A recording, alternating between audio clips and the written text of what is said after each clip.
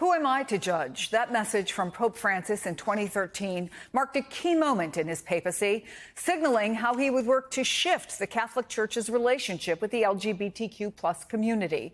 He called for the global decriminalization of same-sex relationships, allowed priests to offer blessings to same-sex couples, and allowed transgender people to be baptized and serve as godparents.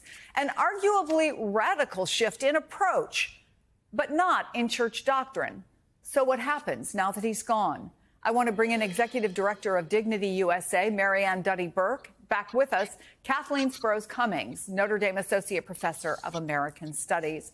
So, Marianne, Pope Francis pushed to change both the way the Catholic Church speaks about, but I think really importantly, treats members and speaks about members of the LGBTQ plus community. What impact did you see on the things that he said and did? Pope Francis created an absolutely transformative atmosphere within the church as it came to LGBTQ people, and very importantly for our families as well, by being willing to talk about us as who we identify ourselves to be, by being able to be seen meeting with us, so many LGBTQ people and family members. He sent a sense of inclusion and visibility that our community had just never experienced in the church before. I'm taking a look at this meeting that you had and clutching the hand of Pope Francis. I'll go back to this topic, but tell me about that moment. That was a profoundly important moment in my life, in the life of the organizations that I am able to represent, and importantly, for LGBTQ people, our family members, frontline ministers around the world who responded to photos from that meeting with incredible hope. For us to have been received by the Pope and sit there and talk with him, to have him hold our hands, touch us, even hug one of my colleagues, and then to send us off with a blessing, your work is important, keep pressing on, was just a moment most of us had never dreamed would happen. I spent a little time with the OUT organization at St. Paul's here in New York City.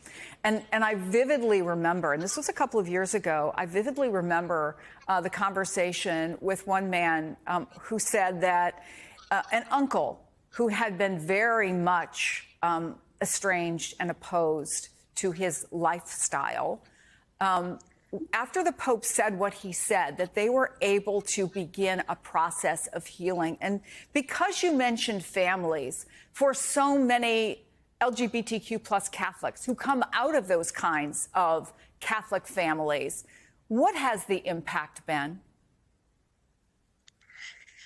So many families have struggled with how do they love their LGBTQ kids or siblings or grandkids for so many decades and remain consistent with church teaching.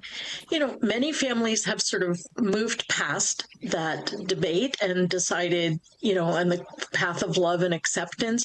But for many, there was still a challenge in doing that. You know, the church and their faith is so important to them that Pope Francis's words and actions of acceptance helped to bridge that gulf and brought healing to so many families. I had a similar experience with a gay man whose grandparents had never met his partner, his husband, finally after that welcomed the couple into their home. And, you know, that's just one example of the kinds of changes and transformations that Pope Francis helped to bring about across the globe.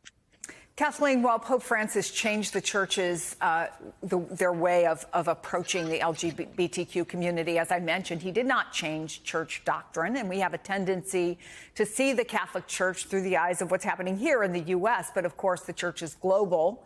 And in some of the fastest growing places, such change was not welcome. Put his message into perspective and what it might mean going forward. That's right. It wasn't changing anything in terms of official doctrine, but what it did do In that statement, who am I to judge? There would have been many people that would have said, well, it is the Pope's job to judge. What Pope Francis says is that it's the Pope's job, the pastor's job to accompany.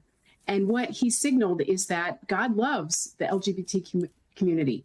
And there were teachings of the church that gave the impression that maybe that wasn't true.